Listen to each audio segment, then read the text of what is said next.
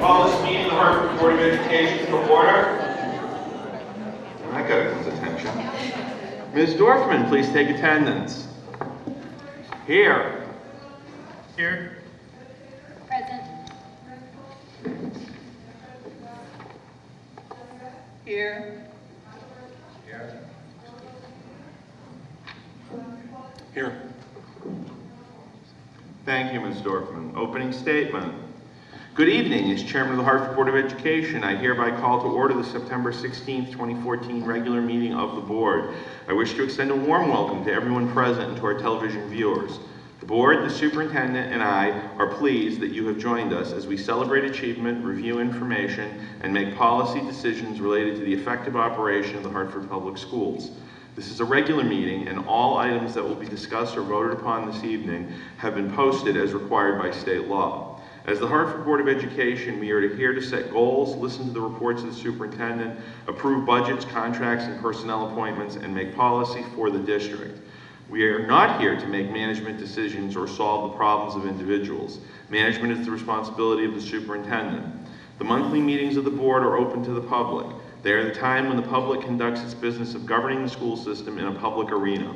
The regular meetings are not meetings with the public. Therefore, comments from the audience will be confined to the time designated for the public to address the board. Decorum and courtesy are important elements in effective public meetings. Please silence your cell phones or communication devices and refrain from talking while others are speaking. Do not be that guy. Since it is legally mandated that proceedings be accurately recorded, I may have to ask for order periodically should noise begin to interfere with our recording capabilities. I am pleased that you have taken the time this evening to join us. We are very proud of the school system and thank you for your interest in the Hartford Public Schools. Item 4, recognition of educators. Dr. Narvez. Yes, thank you. Good evening, everyone. We want to get in the habit of recognizing, elevating, and celebrating the great work and efforts of our dedicated employees, our talented students, and our hardworking schools. So to that point, we have a few shout-outs tonight. Let's start with a very special school recognition. The Committee on Public Secondary Schools voted to award our very own Buckley High School continued accreditation under the New England Association of Schools and Colleges.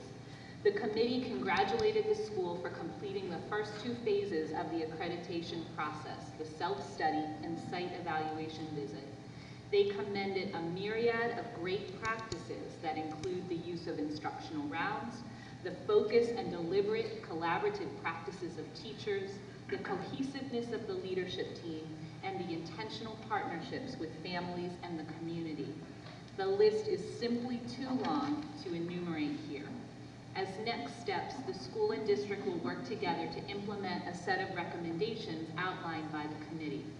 Please join me in commending Principals Gail Allen Green and Oscar Padua for their leadership, and the teachers and the staff at Buckley High School who have worked hard and continue to be dedicated to providing a quality learning environment and the best learning experiences for our students.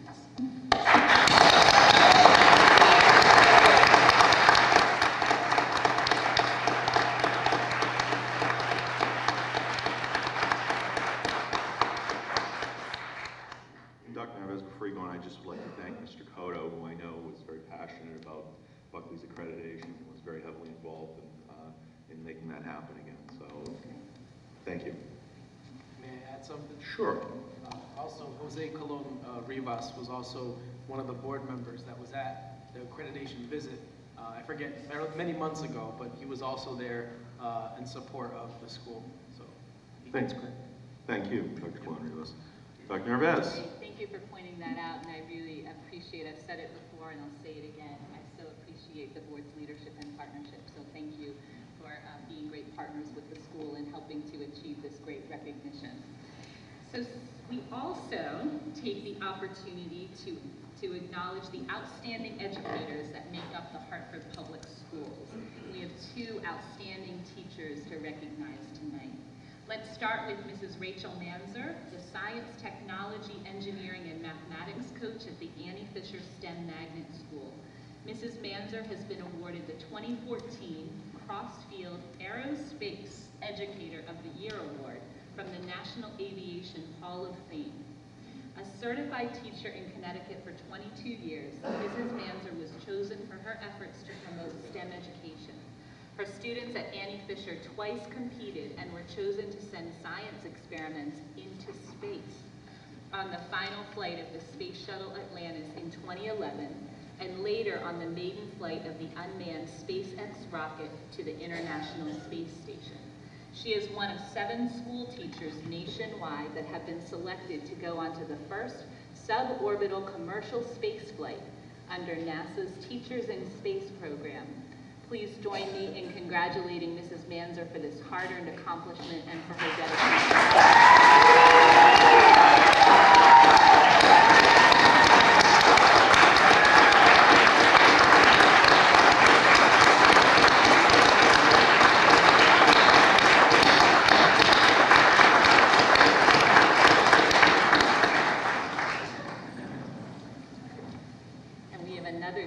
To recognize tonight. I have to say I've been lucky enough to meet both of these teachers already in my short time here, and we are so lucky to have them in the Hartford Public Schools.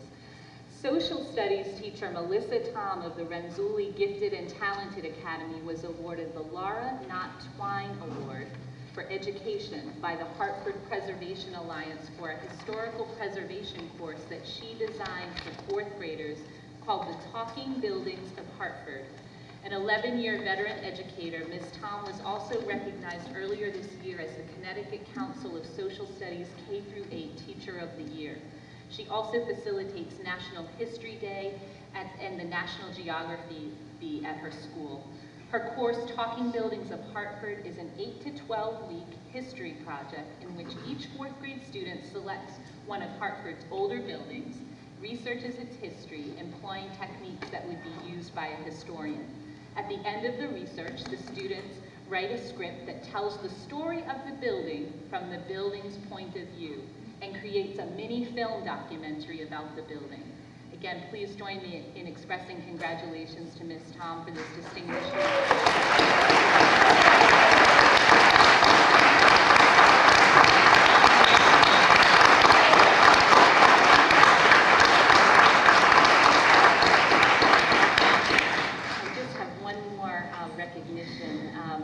We're also proud to announce that the Hartford Preservation Alliance issued a second award. The award for Best Municipal Rehabilitation Program went to the district as a whole for the renovation of the 78-year-old Michael D. Fox Elementary School, the former Buckley High School, building at 470 Maple Avenue. I want to thank the city, the state of Connecticut, the Hartford Board of Education, and the School Building Committee for making this project financially possible. Our work is now to ensure that all of our students at the Michael D. Fox School receive the great quality of education that they deserve. Thank you. Thank you, Dr. Morris.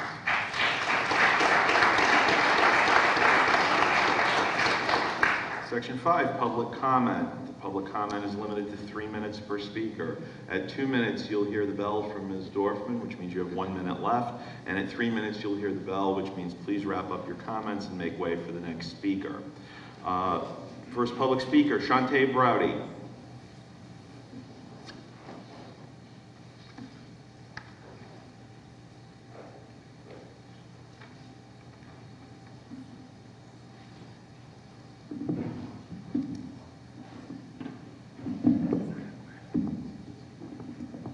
Good evening, everybody. Good evening.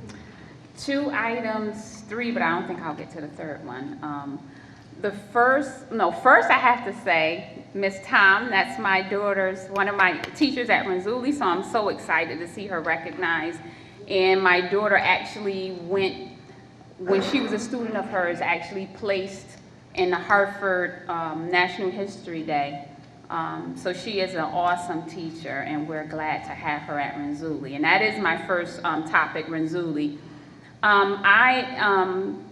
Renzulli has been through a lot. We started off as a 4 through 8 school, which was the recommendation of Dr. Renzulli and his wife. We went from that to Hartford Public Schools wanting us, not Renzulli Academy wanting, but Hartford Public Schools saying, we can make this be a K through 12. So it went to K through 12. It was difficult because you can't identify a student as gifted and talented until the end of the 3rd grade. You know, this kid has some dynamic abilities. So they couldn't I think they identified 3 or 4 kindergartners. It didn't work out. So then we went back to a 4 through 12. That didn't work out because the experience that a high schooler who is gifted and talented needs, Renzulli could not provide. We were told, okay, we have some awesome space for you. We'll put you at Global. It's getting done over. 2 weeks before school is about to open, nope, you're not going there. They gave it to the Hartford pre-K magnet and the students were left. Then, now we're not gonna be a high school either. We're gonna just go back to 4 through 8. And the students, so if you're an 8th grade parent, you wanna make informed choices. If you have, you know, a pretty smart kid, you're gonna probably say, okay, we can venture a private school. We can it's just options for you. And some of the 8th grade parents didn't get that chance because they were told it's going to the 12th grade. So last year we had some 9th graders and some 10th graders who were cheated out of a chance to make an informed choice. Families would have made a good informed choice that they wanted. Instead of now the children, I believe it's an academy here that took the high schoolers and are providing some opportunities to them here. But we're going through so much, and one thing that I do want to say to our superintendent is that I know Chef wants our school. We have 10 open choice seats that we open to them that they gave us funding for.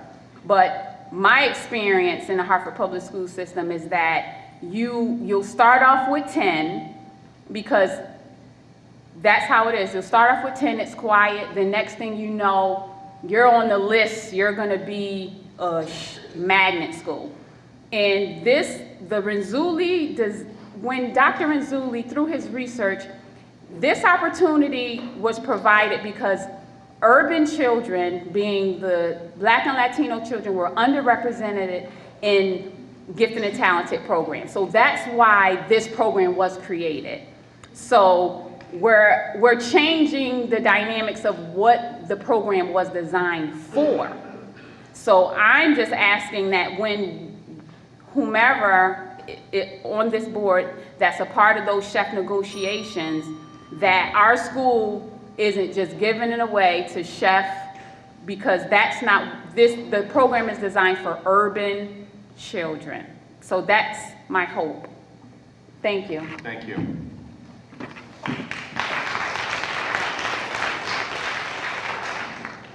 Jasmine Alicia.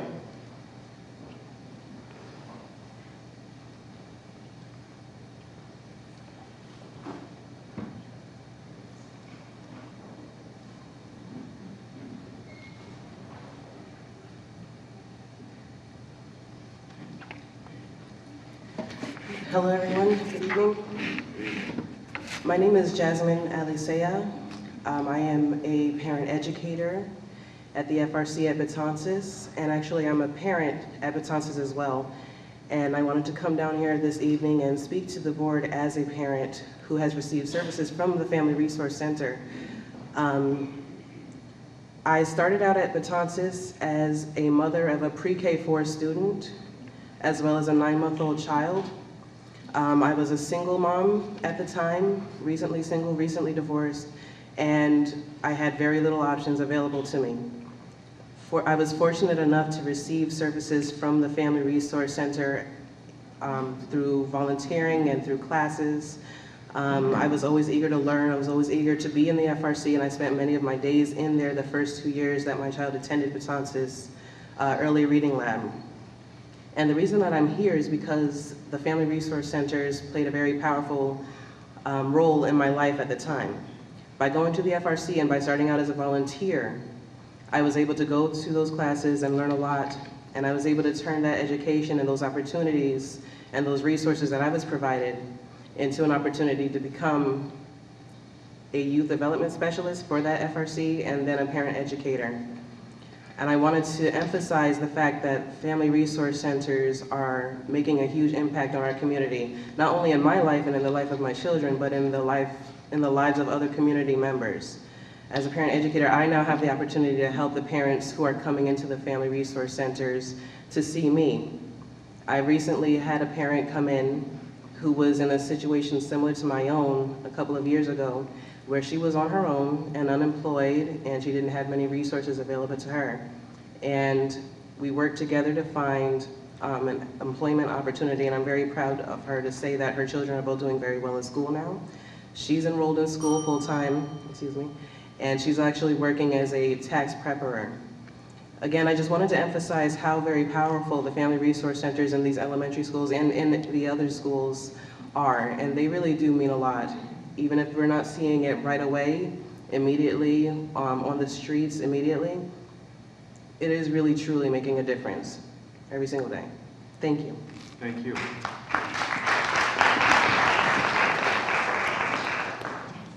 Shanika Lewis.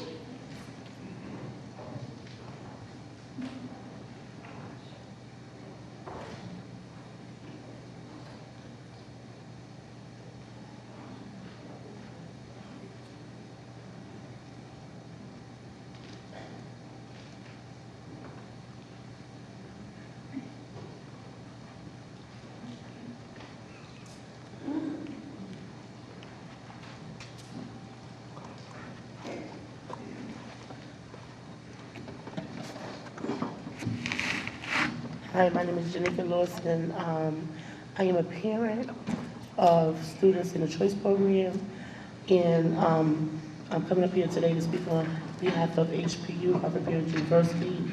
I just want to say what Hartford Parent University have been to me and what it have done for me.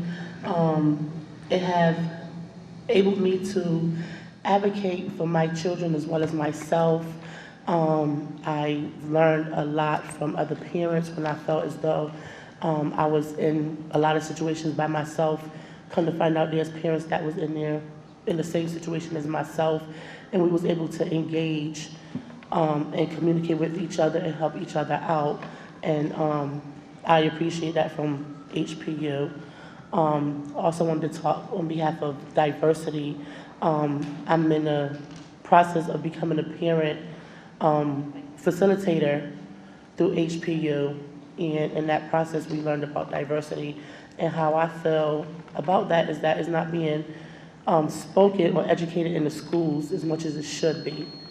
I feel that what I learned through this training is that, you know, going to school, you're basically only taught that African Americans suffered, and, you know, diversity and racism and stuff, when other cultures have faced the same thing. And I feel that our children need to know the truth about who they are and where they come from, whether they're Black, Spanish, Mexican, whoever. And I think it needs to be more culture in our school, as far as that's not just being taught Black history.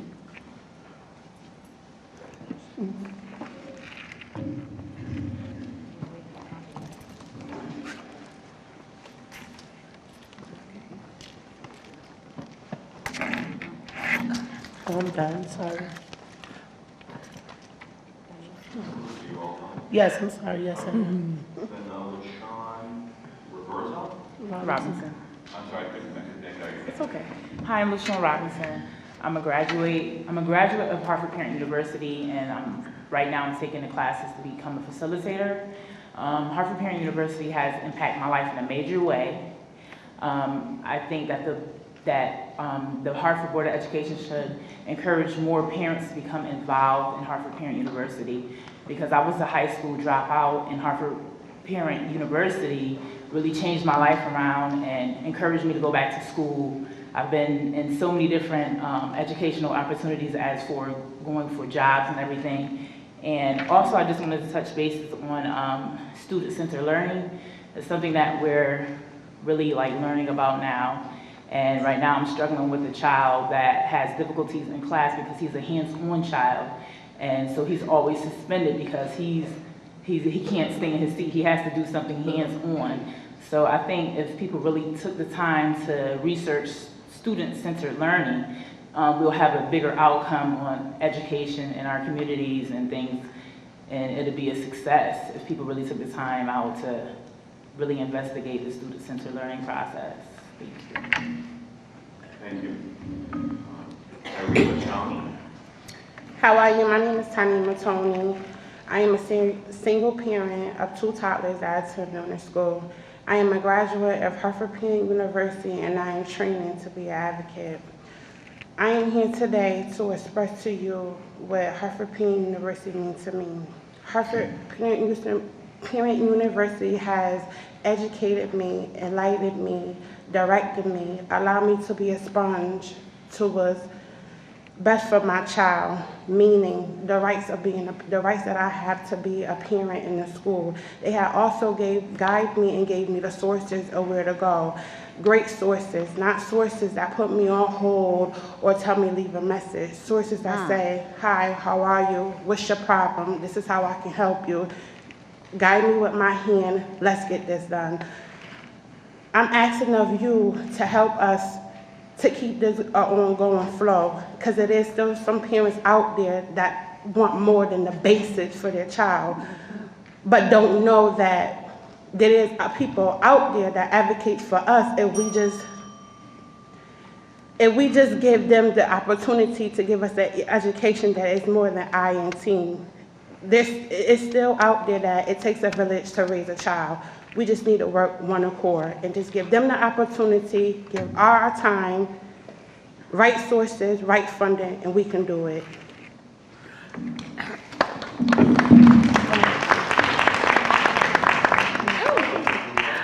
Hi, my name is Darlene Cooper. I am a proud graduate of Hartford Parent University. I am also a proud parent of a 10-year-old child that now attends global school. Hartford Parent University taught me that I can say things to get my point across, not and affect people in the wrong way, but then make somebody listen to me what I have to say. I've been in a school that I wasn't comfortable with for many years. Then I learned that I can advocate for my son, and now I have him in a school that I'm comfortable with. And I can go speak to the people that's there for me to speak to. And I know how to go speak to them about certain things like school climates, center learning, a lot of different things I need to learn that I'm still learning. I am in a class to facilitate to teach other parents. I am also recruiting a lot of parents so they can come and learn. So next time we come, we're going to have it full up with Hartford Parent University. Thank you, and thank Millie for having us.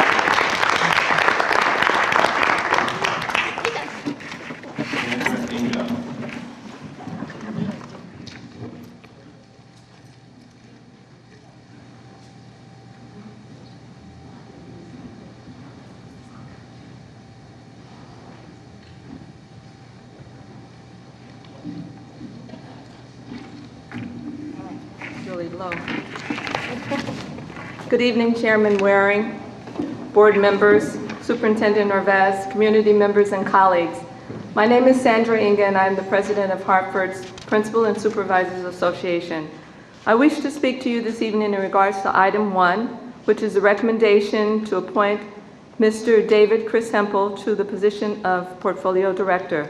Specifically, I'm concerned about the process used to select Mr. Hempel as a final candidate out of more than 30 applicants, many with very impressive backgrounds. What then was the screening process? After selecting 3 finalists, what process rubrics were used to determine the one finalist?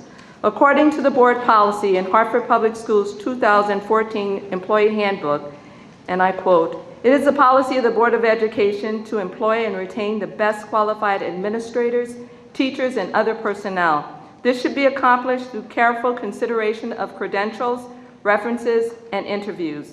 The purpose of the screening interview process is to select the best candidate. Again, perhaps that person is Mr. Hempel.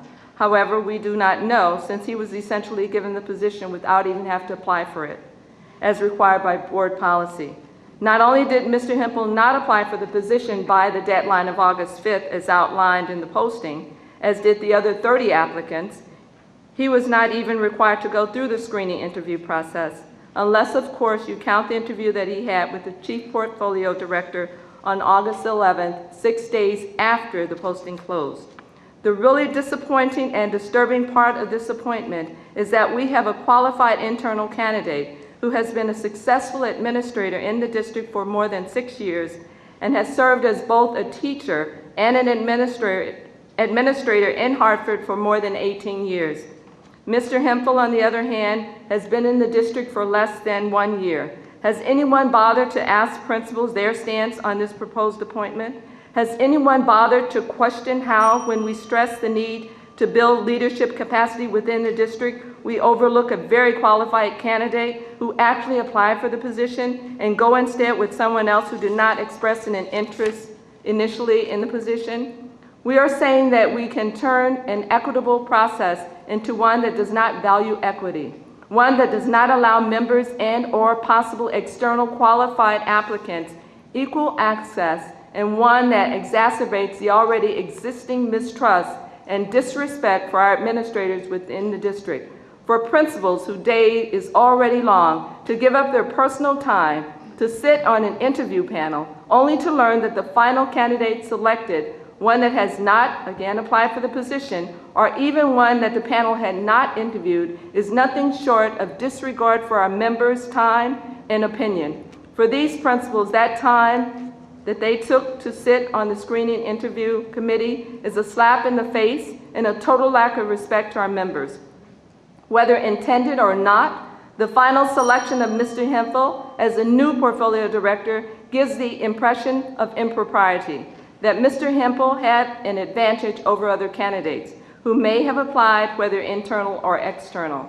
This creates a chilling effect on people even bothering to apply if they think that it's a done deal, if they think that our system, that the process is rigged. Is there any wonder then that our administrators are leaving the district? We spend a great deal of time training amazing administrators. Are we really surprised then when they leave for a district that actually appreciates and values them? Are we really? My point is that the Board of Education is making an appointment without the benefit of principals and others who were not on the screening committee weighing in on the selection. In short, the process to select the portfolio director is less stringent than the process used to interview and select principals of whom the portfolio directors supervise. I believe that it is important that our board, I'm finishing, thank you. I apologize. I believe that it is important that our board knows this and that everyone is aware that the hiring process can apparently be circumvented with impunity. It is a dangerous precedent to set and one that I hope the Board of Education will seriously ponder before moving forward with this appointment. Our principals, our teachers, our students deserve no less. Thank you.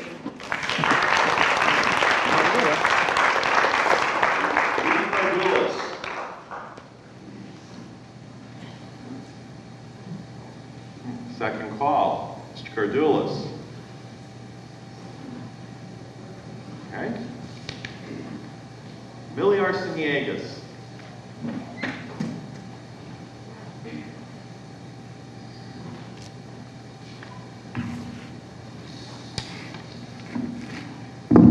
Wow, this is low to the ground. Good evening, board members and Dr. Narvaez. My name is Millie Arseniegas, and I am the executive director of the Hartford Parent University. I'm also a parent in the district of a child who's about to graduate this year. So, but I just wanted to say that, you know, family engagement, and as we take this journey to align family engagement throughout the district, it's everybody's place, right? So we all have to take a seat at the table on this one. Hartford Parent University can't do it alone. This has to be a collaborative effort between everyone. And I know that we're taking strides to get there, and I feel more hopeful than I've been in the previous years. So it's a good thing. It's a new day. And just hearing from the parents, you know, we're a family in Hartford Parent University, and sometimes, you know, we just need someone to be there for us, and that's what we're about. We're about that, And so I hope that you consider the contract today in approving it so that we can continue our efforts throughout the district. Thank you so much. Thank you.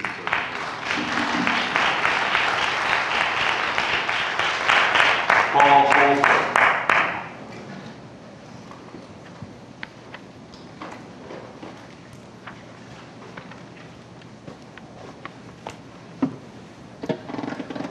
Good evening, board members, Chairman Waring, Superintendent Narvez. My name is Paul Diego Holzer. I'm the Executive Director of Achieve Hartford. On this coming Thursday, we will be announcing the results of our year-long strategic planning process in which we nail down our vision that the entire Hartford community value high-quality publication, maintain high expectations of both schools and the kids in Hartford, and closely tied to that vision is that our students graduate prepared for college and career, thereby building a viable talent pipeline for business and secure future for Hartford residents. To help realize that vision, we have changed our mission and made it more clear. It is through research, independent research, evaluation, and community engagement. We build urgency and shared responsibility for closing the educational achievement gap in Hartford. The point is, just as the Hartford Public Schools as a district or the Hartford Board of Ed as a group are working to improve how you fulfill your responsibility to Hartford children, we are as well. It takes a village to educate a child, and we like to think that in Hartford we were founded to mind the village. Specifically to help families, community members, philanthropy, business, policymakers all play their key roles to ensure that all kids succeed at school, post-secondary, at career, and at life. Our new tagline is Strong Schools, Strong City. And our work over the next 3 years will be focused on a handful of citywide issues. So as an organization, we're changing. We are entering the world of issue-based advocacy, and we're focused on just a handful of issues that include school data and choice, student-centered learning, and post-secondary degree completion. Issues that we think, if addressed, can have exponential impact on the pace of progress in Hartford. This work is how we define education reform in our city, not based on any ideology, other than that we need to work collectively to solve our own biggest problems. I provided copies of our strategic plan executive summary outside and to the board, and encourage you all to visit our new website and look forward to hearing your views on how we can rise with you and with all those who are determined to see continuous school improvement in Hartford. Teamwork makes the dream work. We are delighted to be the independent, constructive friend on this team. Thank you. Thank you. Andrea Johnson.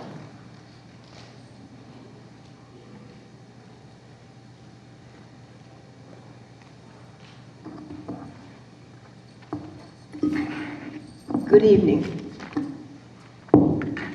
Good evening to the superintendent, board members. I'd like to speak to you this evening about a document named Memorandum of Agreement by and between the Hartford Public Schools and the Hartford Police. Having read through the document, it is quite clear as to the content and what is expected of all parties involved in the memorandum. However, there are two areas of concern that I wish to bring forward to the board. First one is the date of this memorandum, which was signed by the former superintendent and the Hartford Chief of Police. The date was 2012. My question is, where has this document been since its inception? It was sent to all employees of the Hartford Public Schools via email. It is now 2014. Second concern is, as has been stated by the Hartford Police Department to the Hartford Federation of Teachers, in the event of an emergency where an employee may be assaulted or threatened or have any criminal charge forced upon them, the employee has the right to call the police. There is no need to get permission from an administrator within the school building before calling the police in an emergency situation.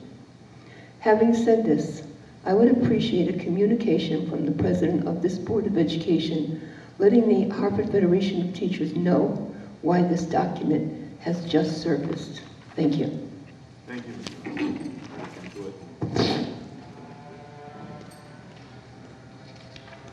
Michael Downs.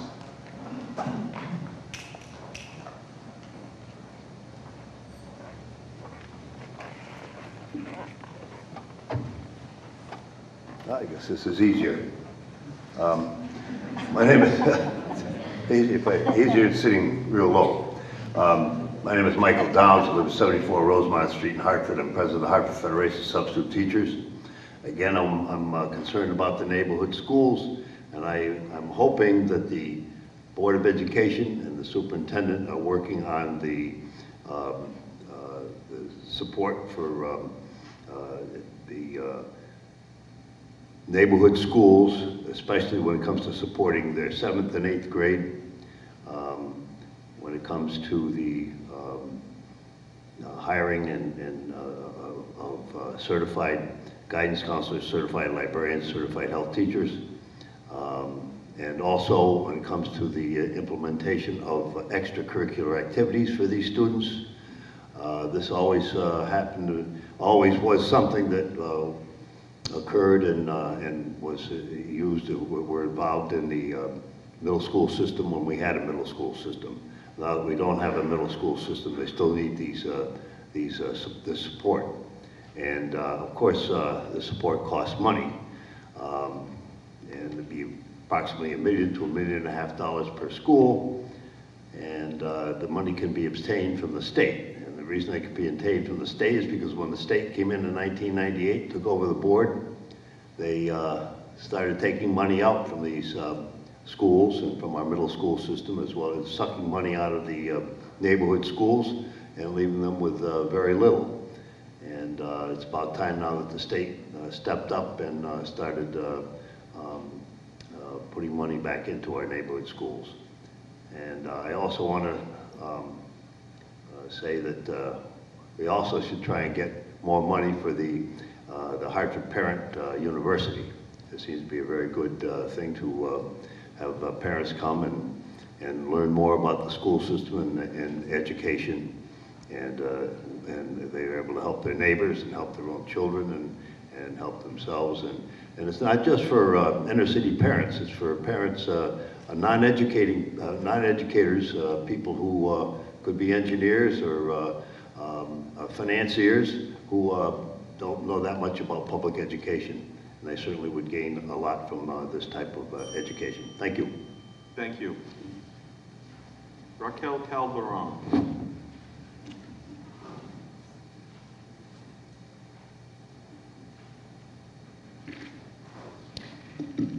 Good evening, everyone. Good evening. And welcome aboard, Superintendent Narvaez. I feel that everything is going to be positive on your management. I'm here to remind everyone to please don't forget to vote on November 4th. It's extremely important, and we should study carefully who really cares for education. Thank you. Thank you.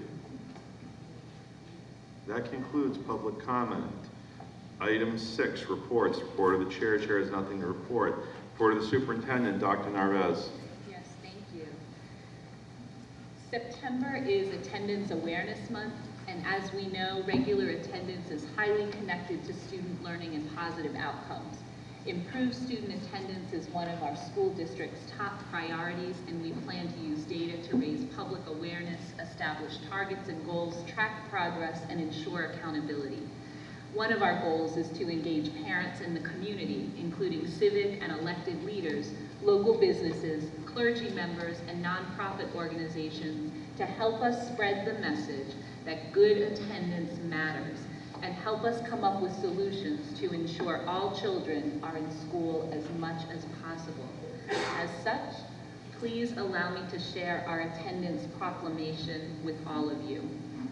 Whereas good attendance is essential to student achievement and graduation, and we are committed to dedicating our resources and attention to reducing chronic absenteeism rates with a focus starting as early as kindergarten. Whereas chronic absence, missing 10% or more of school for any reason, including excused and unexcused absences, or just 2 of 3 days a month, is a proven predictor of academic trouble and dropout rates.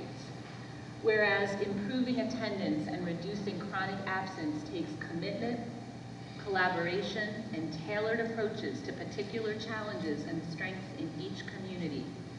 Whereas chronic absence predicts lower third-grade reading proficiency, course failure, and eventual dropout, it weakens our communities and our local economy. Whereas the impact of chronic absence hits low-income students and children of color particularly hard if they don't have the resources to make up for lost time in the classroom and are more likely to face systemic barriers to getting to school, such as unreliable transportation, lack of access to health care, unstable or unaffordable housing. Whereas chronic absence exacerbates the achievement gap that separates low-income students from their peers, since students from low-income families are both more likely to be chronically absent and more likely to be affected academically by missing school. Absenteeism also undermines efforts to improve struggling schools, since it's hard to measure improvement in classroom instruction if students are not in class to benefit from them. Whereas schools and community partners can reach out more frequently to absent students to determine why they are missing school and what would help them attend more regularly.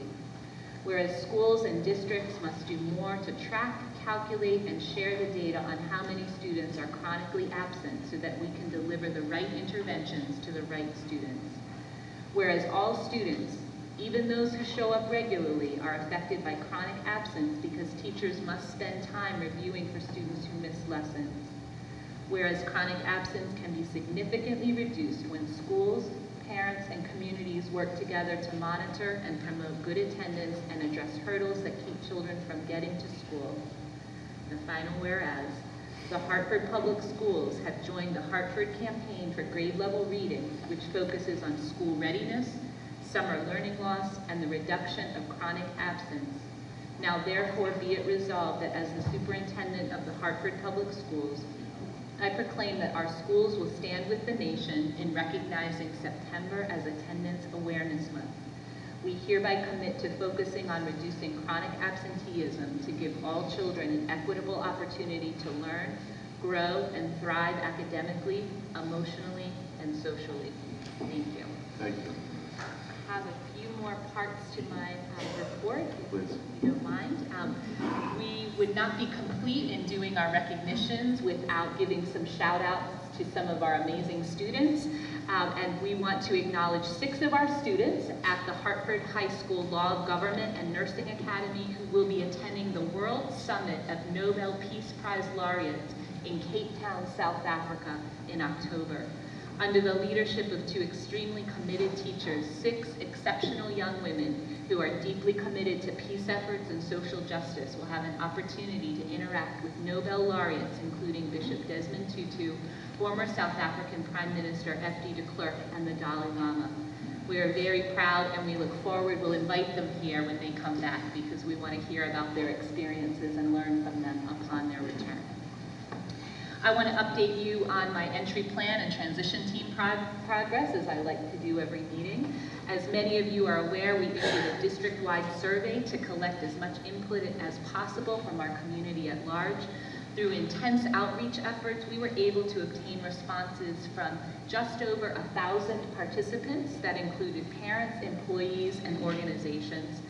My internal team is currently digging into the data to figure out the best means to present the authentic perspectives of our employees, families, and communities, and that's in addition to many focus groups and individual meetings and data examination that we've done. We're still on track, as promised from the beginning, to deliver a report in mid-October, and the transition team will be on site here Thursday, September 18th, to review the comprehensive and deep work that they have compiled across the 5 areas of study. And as I continue my entry work and engagement efforts to learn and build relationships, we're gearing up for the next phase, which focuses on refining our findings and recommendations so they're presented in meaningful ways that add value to the system and to help to orient what our collective work looks like as we move forward. So I'll keep you updated, but we're on track and excited just to dig into the findings and start another round of engagement processes with the community. And last, I just want to talk about our upcoming board retreat. The Board of Education and I will engage in part 2 of our start of the school year retreat on Friday, September 26th. And at that meeting, we'll pick up where we left off last time and continue our discussion of agreements for working together as a high-functioning governance team. And we will preview the findings of the transition team as a springboard to discussing our priorities for the year. And with that, that will end my superintendent's report. Thank you. Thank you, Dr. Narvaez. Committee reports, report of the policy committee. Dr. Taylor.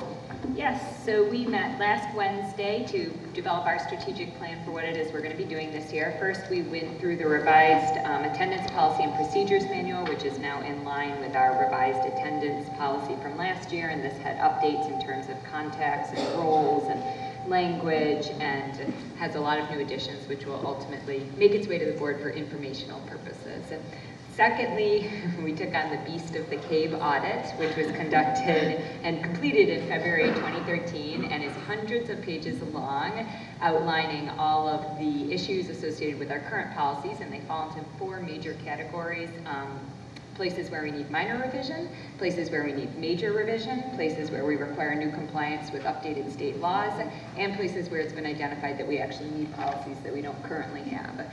So because we felt a little overwhelmed, we decided to pull it into manageable pieces, whereupon each policy session we'll just take a few pieces and work our way through the manual, also being cognizant of the fact that we'll have new and critical needs identified through the transition by the superintendent, by state law. For example, chronic absenteeism was one that the mayor brought up in terms of a policy desperately needed. So we'll be doing 2 things this year, responding to the new needs either on the state or the city level or the superintendent level, and also trying to work our way through those updates.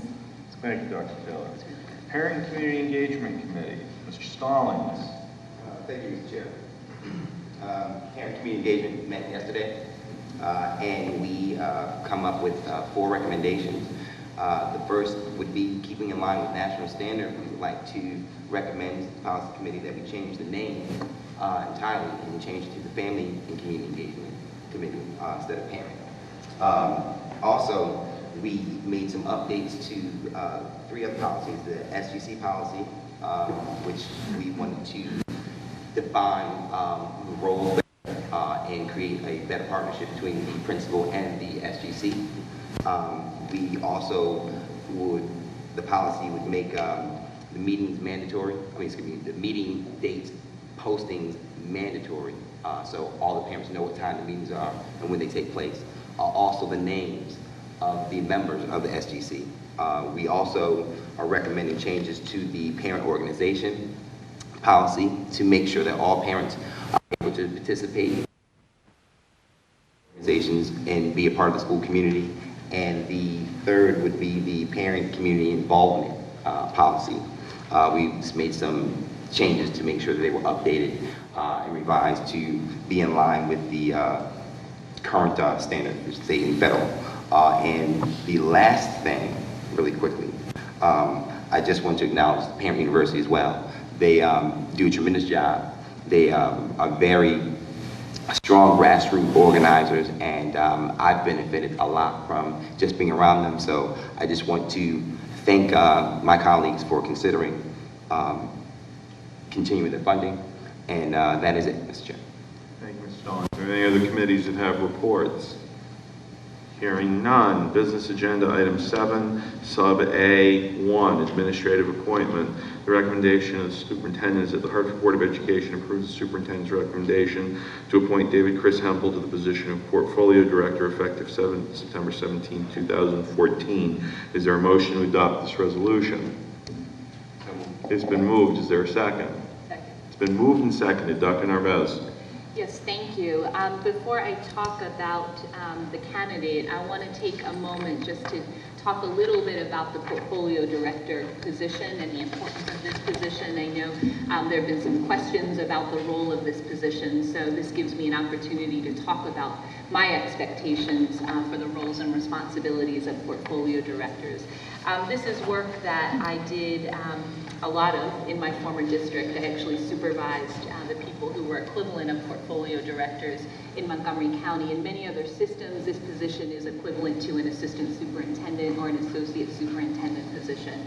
The importance of this role has taken on, has been elevated by some best practice research that's been put out mostly through the Wallace Foundation, which is a leading foundation that sponsors cutting edge work on leadership and sponsors a lot of research and study on the importance of leadership.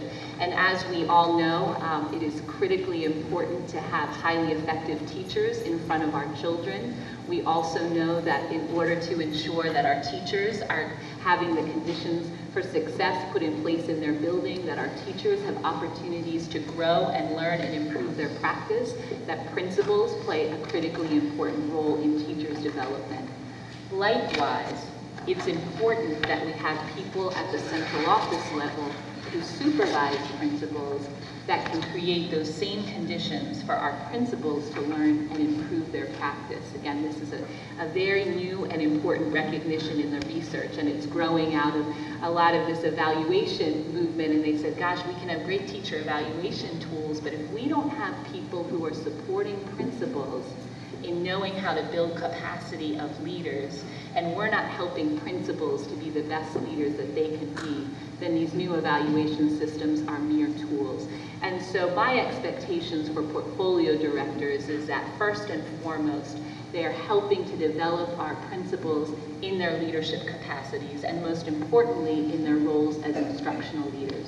So one of the key practices that portfolio directors use, in addition to their whole toolkit of supervision responsibilities and skill sets that they bring to this job, is I expect them to be strong coaches for principals as a way for our principals to get daily job-embedded professional learning opportunities.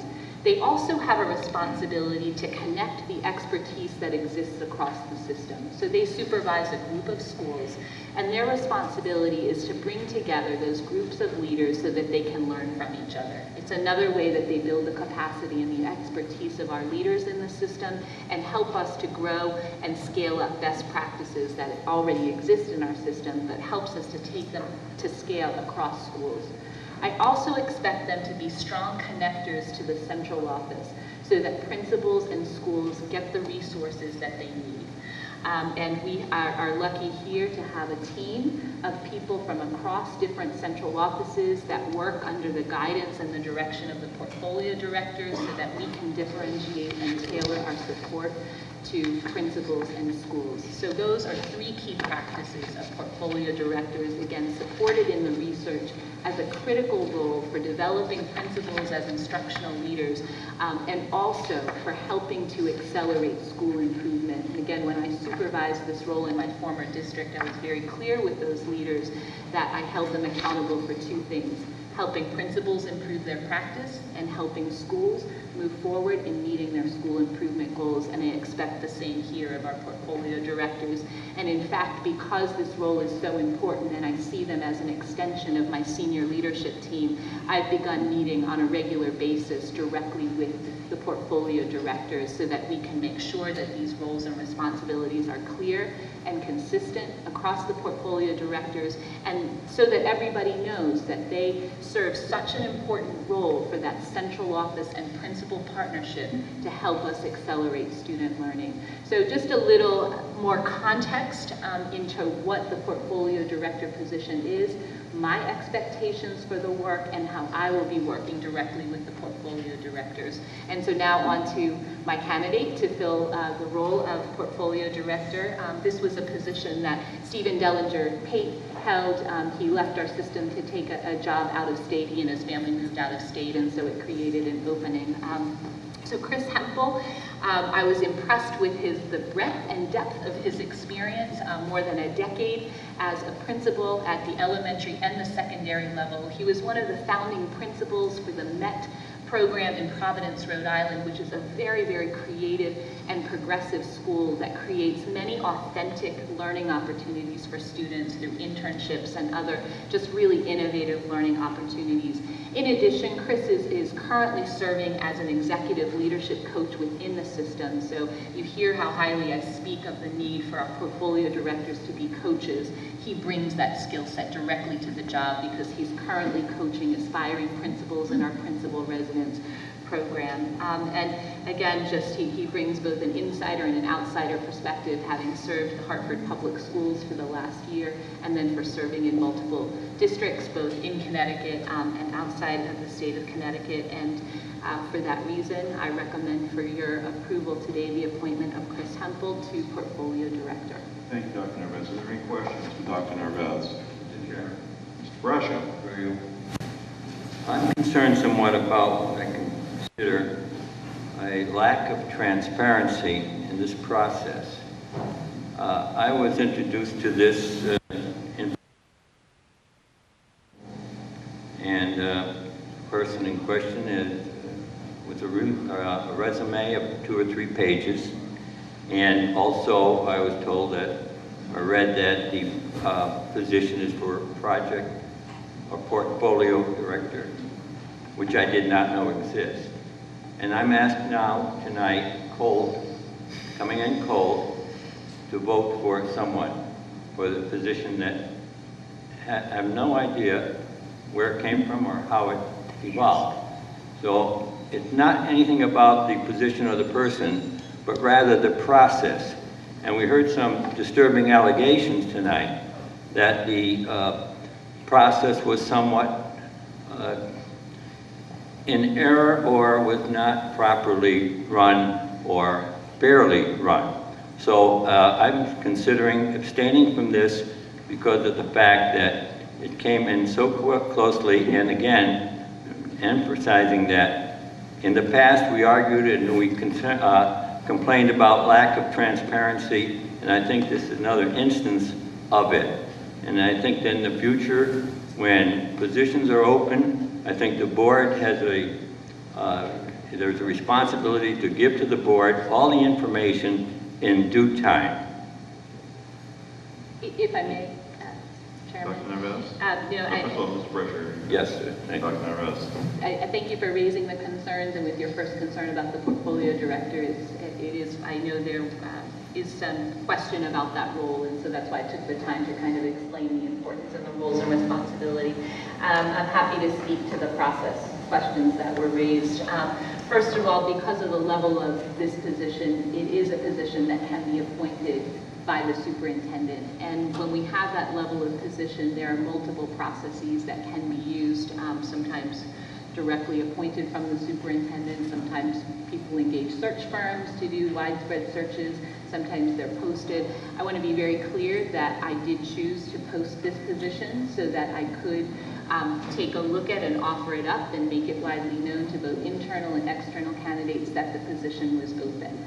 And so that is how I did run the process, to make it clear that this was a position. Again, I don't have to do that process at this level of position, but I did choose to do that because I wanted to see the pool of internal and external candidates.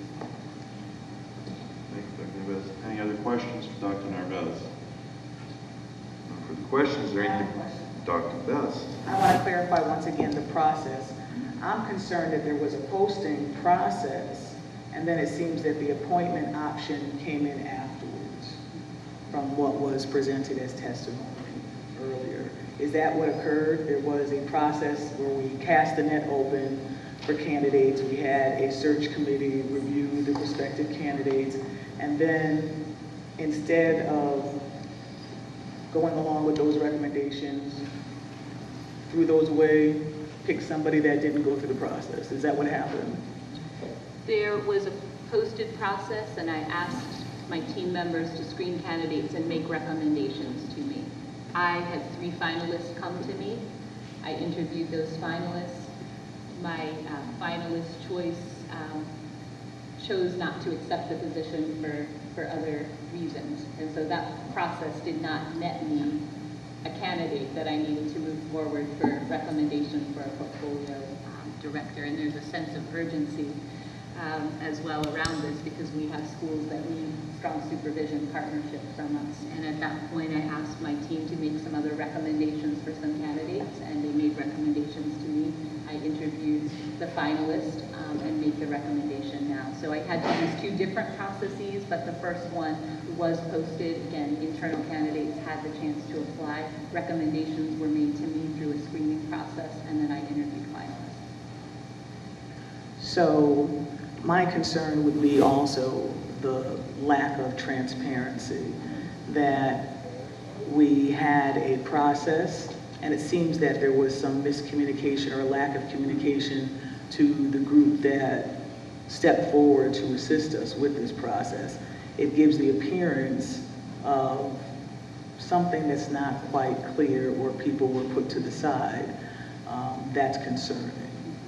I'm wondering if there's some way to remediate that, or at least we're coming clear now, because those of us that are saying that saw the paperwork didn't know we had two processes going and an appointment just happened. So that's a little jarring to be on the board and hear tonight in an open forum that there were two processes and it landed with just an appointment. Makes me uncomfortable. Yeah, just, you know, happy to address it, understand the need for transparency in hiring processes. You know, and again, at this level, this is a superintendent appointed position, and so there isn't one clear process that is laid out for us to follow. And so, but I understand the point about transparency in the process. I wasn't trying to hide, there weren't two parallel processes. This was about getting the right candidate in the position, and I feel like I'm presenting the right candidate to you tonight. And I understand I'm sure that in the end, it's a very fine candidate. I think that we just don't like surprises. It doesn't sit well with the community, it doesn't sit well with the board. And I think that we have to do better if we're going to be a better administration. Mr. Poland. Dr. Narvaez, just let me ask a clarifying question, please. I thought that you just explained that the posting process that you went through yielded finalists, and you offered a position to one of those finalists who turned you down. That's right. Okay. And so that process failed to yield a candidate that was qualified for the job in your estimation. Exactly. Thank you for speaking to it more clearly than I did. Okay. And so when that process failed to yield a candidate, you appointed one. Yes. Thank you. Any other questions for Dr. Narvaez? I just have a few comments, if I might. We'll get to debate. Okay. Any other questions? No questions. Debate. Mr. Cotto. Thank you. I guess the first, actually, I'll lead with a question, just to be certain. So what we're saying here is that this particular position, like you said, is at a level that didn't even require a particular process, that it could be appointed by the superintendent. Is that correct? It's not certified. It's certified, but not in a bargaining agreement or something like that? That's correct. It's not in the bargaining unit. Okay. All right. Just for clarification. So I just have 2 quick points. Thanks for explaining the portfolio director job.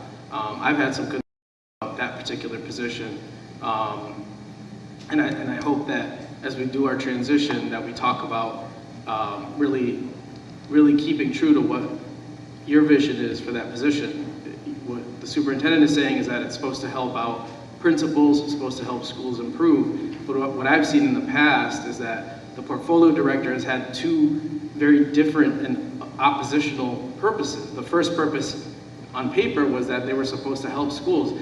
But on the other hand, I've seen portfolio directors actually undermining the schools and actually talking negatively about the schools and putting the principals in a position where their direct supervisor is actually undermining their school publicly. And I think that's important to think about, because how is a portfolio director going to lead principals when they're out in the public saying that their school is no good and that their job that they're doing is no good? And I think it's really clear that we have to clarify what this job is. Is it to support the school or to undermine it? And I think that's important to move ahead. The second thing I wanted to say, about this particular position is, it's the superintendent's, appointment. However, I do have concerns about, I know there was a process and it didn't work out, so on and so forth, but, this is a town in which people get selected without looking at the full field of candidates out there.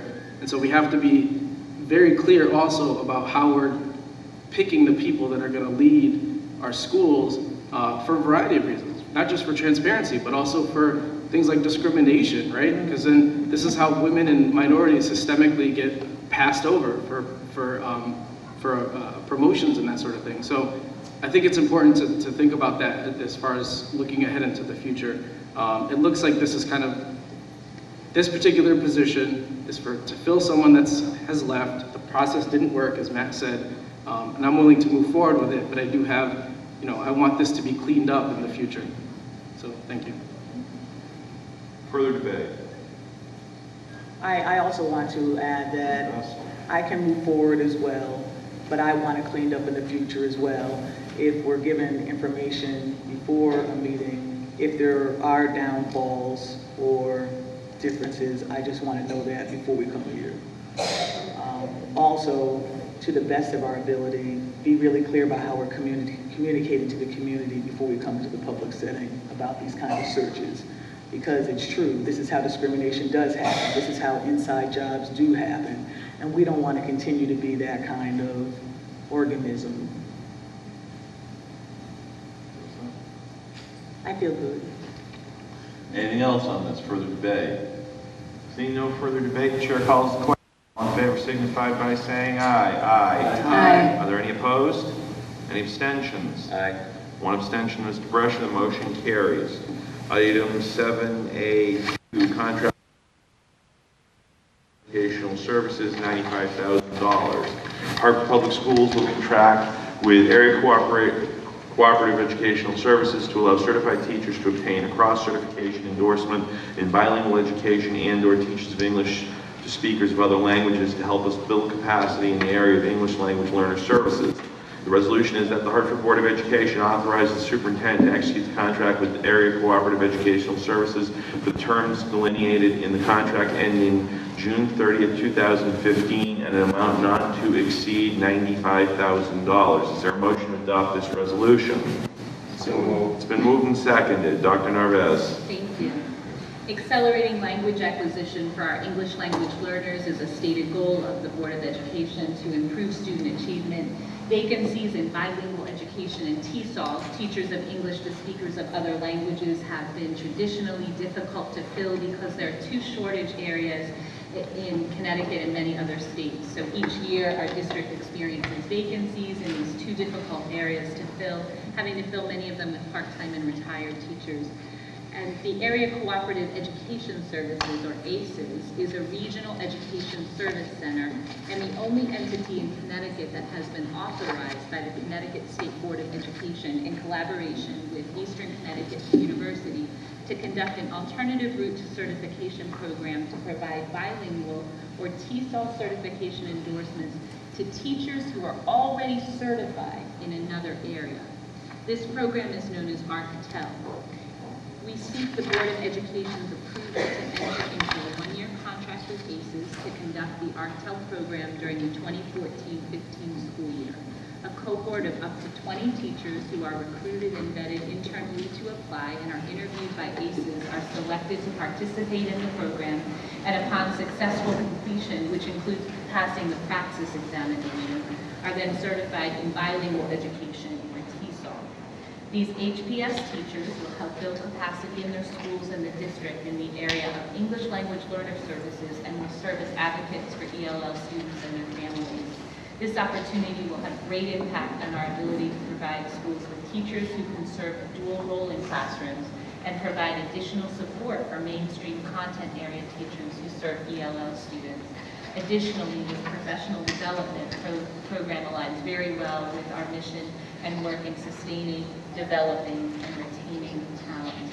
This is the first time that Hartford Public Schools will have its own cohort of teachers in the ARCTEL program and the only district accepted by ACES to have its own cohort out of several that applied. Our plans beyond this year include continuing to work closely with the Office of Talent Management to target recruitment of dual certified teachers through organizations such as National TESOL, National Association for Bilingual Education, Connecticut TESOL, and the local colleges and universities teacher education program. And in addition, we will continue to work with ACES for this partnership in future years for an ARC-TEL program depending on funding availability and a continued need for TESOL and bilingual certified teachers. The ARC-TEL program will take place at MD Fox once a week during the evening and on some Saturdays for the convenience of our teachers. The instructors are hired by ACES and are bilingual and TESOL master teachers. The teacher applicants have been personally recruited by our ELL coaches based on their strong instructional skills. These applicants are then vetted within our own district through our Director of ELL Services, Ms. Monica Quinones, who then passes them on to a list of district-approved applicants to ACES for them to begin an interview and screening process. Funding for the ARC-TEL program is provided from the State Department funds through our Alliance District Grant. This is a one-year, very cost-efficient program as compared to a 2-year master's degree program that would be required for the regular route to certification. And I have in the audience Mr. Eddie Hanau, Chief of Early Literacy and Parent Engagement, and Ms. Monica Quinones, our Director of English Language Learner Services, to provide any additional information or to answer any questions that you may have. Are there questions on this item? Mr. Cotto. Thank you. Just a quick ones. How will you said that the teachers will be selected, like kind of, so they're tapped, they don't actually apply to this program, is that correct? Mr. Hanau, would you talk about the application process? Good evening, board members. Let me slide to this side. Mr. Chairman, board members, Madam Superintendent, I'm joined at the table by two colleagues, Monica Quinones, the Director of ELL Services for the district, and Ms. Mary Beth Russo, one of the lead district-wide coaches. There's a pre-screening process because we want to make sure that the teachers that are invited to apply for this program are teachers who are already certified, number one, in another area, and number two, that they have strong instructional skills. So the ELL coaches who live in those classrooms supporting mainstream teachers know their instructional skills, confer with the principals, and based on that knowledge and conference, these folks are then invited to apply. Ms. Quinones reviews their application and then they're passed on to ACES. This is a pre-screening process because it is really ACES through their selection process that determines who ends up in the actual cohort for this special program. So who actually teaches the Hartford teachers or the different group people in the cohort? Like, who are the instructors for this program? So the instructors are selected by ACES, and they are teachers of TESOL, master teachers of TESOL, and master bilingual teachers who have proven themselves through state associations and are known throughout the state to be master teachers of TESOL and of bilingual education. And could you just, for the audience, explain what's the difference between TESOL and the bilingual certification? Like, what is the difference between those two? Sure, absolutely. Well, TESOL, to be certified in TESOL, you have to pass certain criteria that are aligned with the national TESOL standards and take the practice examination. To become a bilingual teacher, you have, in addition to the state of Connecticut requirements, you also have to prove that you're able to read, speak, and write in a second language, the target language that you aspire to teach the content area in. So I think maybe you misinterpreted my question, but I think that was helpful. What's the difference between like a TESOL teacher and a bilingual teacher in a classroom in terms of like what they're delivering for the students, what they're offering for the students there? Sure, absolutely. The TESOL teacher is the teacher that teaches English as a second language in very basic English. And the bilingual teacher is the teacher that provides native language support, number one, and two, that is able to teach the content area specialties like social studies, math, and science in 2 languages. So that teacher is able to deliver content in 2 languages. While the TESOL teacher is the one that teaches the student how to learn how to read, write, speak, and listen to English. Okay. This is my last question. if you look at the breakdown for the past teachers that have gone through this program, most of the teachers are getting certified in TESOL. The certification, the number is 111. Very few of them are getting certified in bilingual education, which is a different certification. Can you explain why that is, and whether that tendency will provide any problems for us in the future? In other words, are we going to have kind of an overabundance of TESOL teachers rather than bilingual teachers? Let me transfer that question to Mary Beth Russo, because Mary Beth is part of the state board that works with ACES on this, as approved by the State Board of Education. And Mary Beth has a statewide perspective on the difference, the number of TESOL teachers versus bilingual teachers. So let me roll that ball over to Mary Beth. Thank you. I don't think we're ever going to have an overabundance of TESOL teachers in the state of Connecticut, because the need keeps growing, not only here in Hartford, but in our suburban neighbors as well.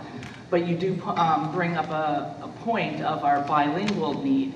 And so as we move forward with our cohort, we're going to try to target some bilingual teachers, because that will be an area of need for us always in Hartford, especially in Connecticut, where we're a state mandated bilingual, but here in Hartford, our numbers of schools grow who are state mandated bilingual schools. Mm-hmm.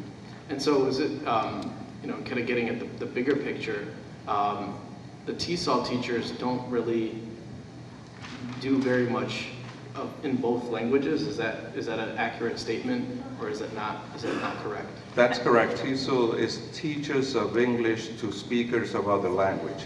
Okay. Other languages. So TESOL teachers are teachers of English as a second language. Okay. Okay. So I guess the reason I asked that is because, very credible and very widespread research at this point provides evidence that the best way to approach bilingual students, bicultural students, is to build off of language 1, right? As you're developing into language 2. And so my worry is that if we're just getting TESOL teachers, we're not really training people to build off of and kind of grow language 1. It's really, let's just get to language 2 as quickly as possible, which is pretty much what we're doing, and it's not good practice, right? So that's my concern about the kind of the balance between TESOL and bilingual. So I don't know if you want to speak to that or at all. The delivery of bilingual education is governed by state statutes. It tells you when bilingual education is required, depending on the number of students who speak the same language in the school. That's written in state law. So we are bound by state law, obviously, to make sure that we are in compliance with that in schools. In fact, we have 2 types of schools. We have schools, well, 3 types of schools, where both ESL and bilingual services are provided. And we have schools where only ESL services are provided because there aren't enough bilingual students of the same language to warrant the bilingual services required by law. I do just want to add that this opportunity that we have before us tonight is not really just about filling vacancies in TESOL and bilingual. It's really about increasing capacity, because what you have, these teachers are already employed by us and are already certified. But by going through this program, we will get, number one, a better teacher, because now this teacher holds 2 certifications, has additional knowledge, is a teacher that not only is himself better and more improved, but now is a more important support to other general education teachers in the school, to support staff, and also to the administration. And now is even more eager and advocate for ELL education and for ELL families in the school. So it's, in addition to being able to serve a filling of partial positions, this also allows us to have better teachers, which is, again, the mission. If Jennifer Evans is in the audience, I'm sure she'll go like this, which is that in talent management, what we want to do is attract talent, develop that talent, and more importantly, retain that talent within our district. So I think you actually headed in the direction I was curious about.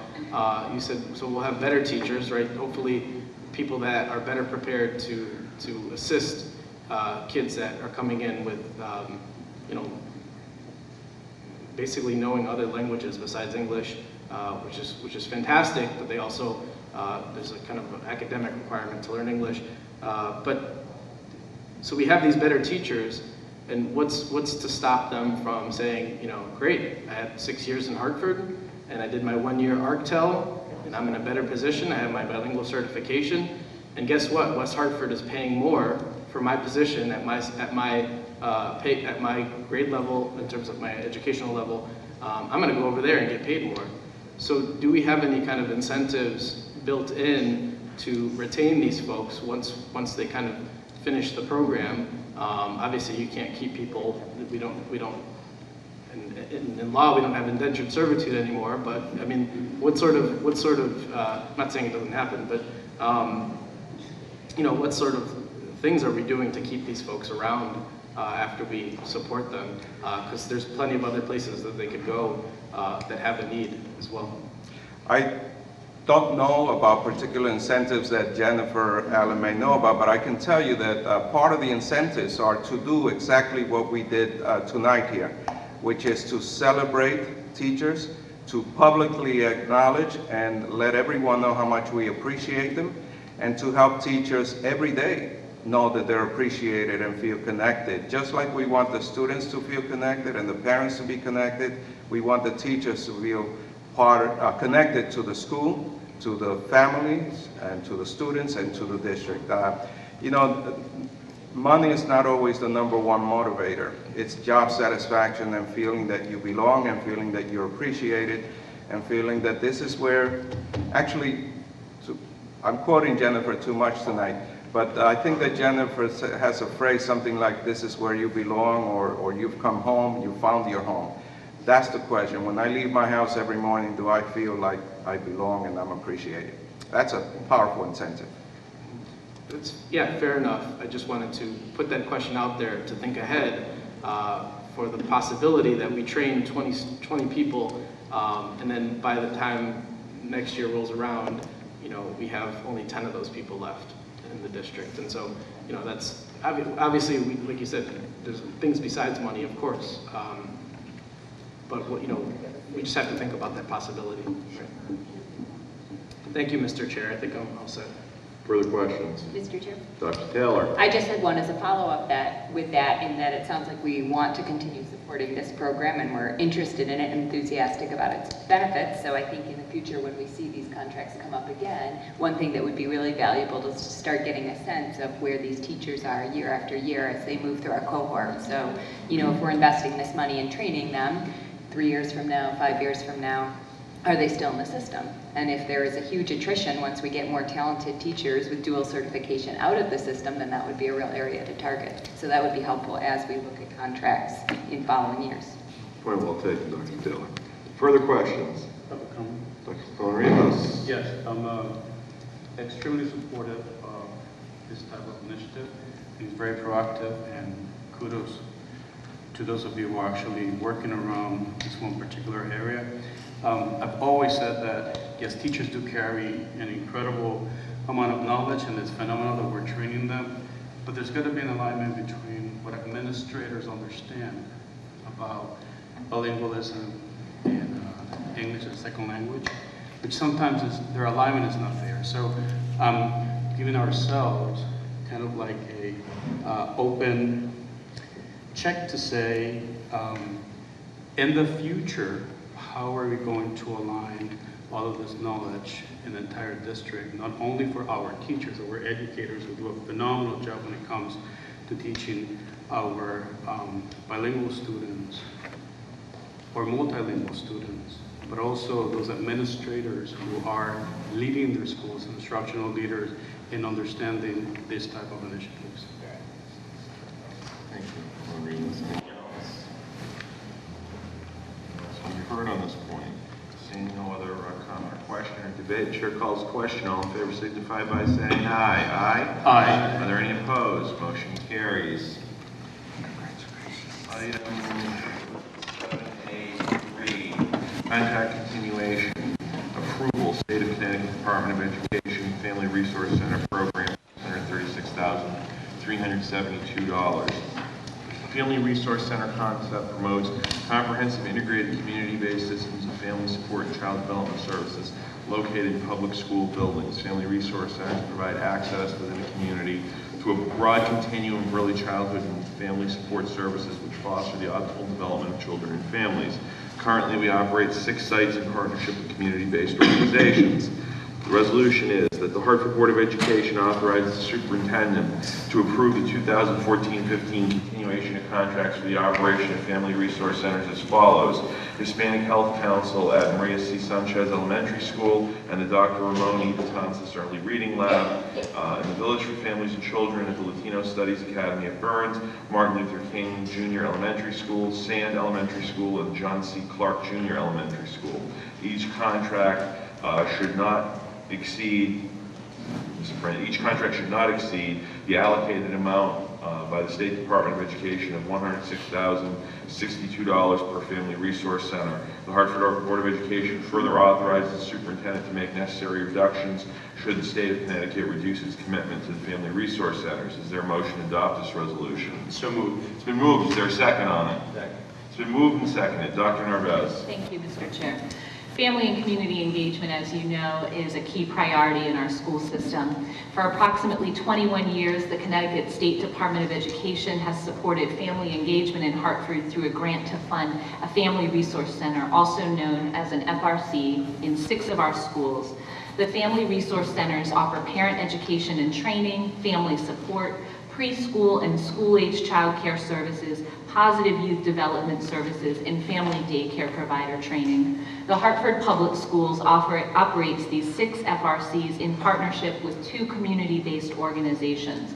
The Village for Families and Children operates the Family Resource Centers at the following elementary schools: Latino Studies Academy, Martin Luther King Jr., J.C. Clark, and SAND. The other organization that partners with us is the Hispanic Health Council, formerly known as Mccauley Family Services and Education Center, which operates the Family Resource Centers at Betances Early Reading Lab and Maria C. Sanchez Elementary School. The Family Resource Center indicators of success are documented in monthly and yearly family impact reports submitted to the State Department of Education, as well as cumulative reports submitted to the district by each FRC. These include the number of families attending training and parenting education classes, the number of children in full-day preschool childcare, the number of school-age children attending educational programs after school, and the number of families taking advantage of adult education classes. Some of the specific examples of services that Family Resource Centers offer are workshops for parents on student attendance, curriculum, special education services, housing, nutrition, job development, and financial management, and pre-K family literacy.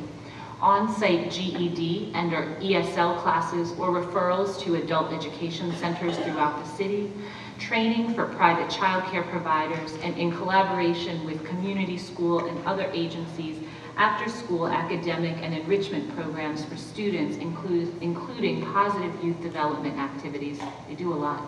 Some of the FRCs also offer food assistance through their food pantries.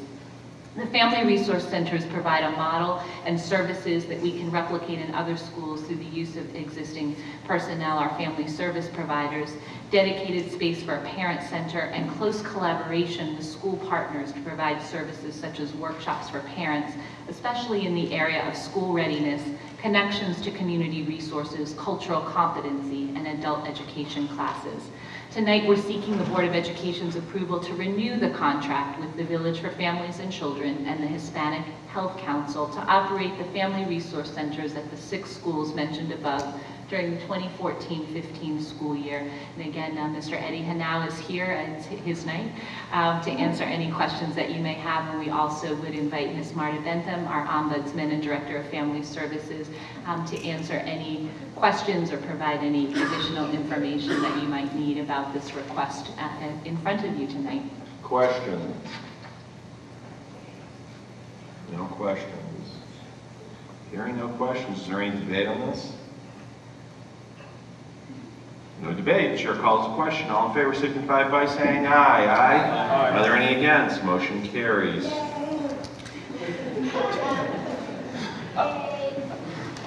So now we come to the consent agenda.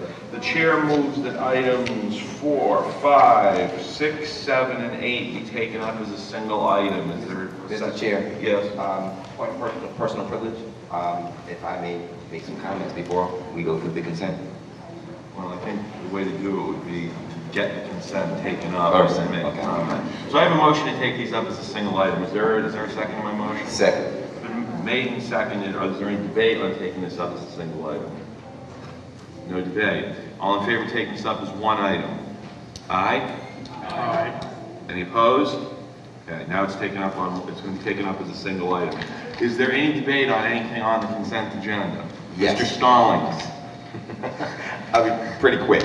Because the political process and the business process don't always coincide, there is no need to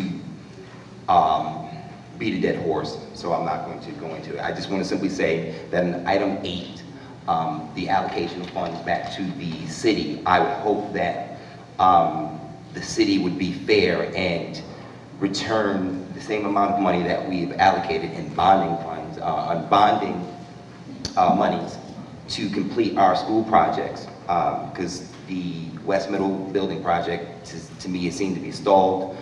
We haven't broke ground on Weaver, and Martin Luther King School is in question. So I just want to make the comment that I hope the city council would be proactive enough to procure and secure bonding funds for us. I spoke with the educational chair, who is committed to supporting us in our efforts in making sure that our neighborhood schools are invested in, and we fund whatever programs in facility changes that need to be made are made. So again, I simply just want to say that in principle I object to it. However, I realize that the business practice has already been done. I also want to commend our CFO for a very all of her hard work. I think it takes a lot of time to really pour through and try to find savings and try to find ways to help us move this district forward. So I just want to say thank you to her. And I just want to acknowledge that we should be investing in our neighborhood schools and not divesting in them. And I hope that the city keeps the commitment to take these funds and put it back into the school system. Thank you. Thank you, Mr. Stallings. Is there any further debate on anything on the consent agenda? Chair hears nothing, calls question. All in favor signify by saying aye. Aye. Are there any against? Consent agenda passes as a single item. There's no further business. The chair would accept a motion to adjourn at this time. So moved. Then moves. Is there a second? Second. Moved and seconded. All in favor signify by saying aye. Aye. Against? None. Motion carries.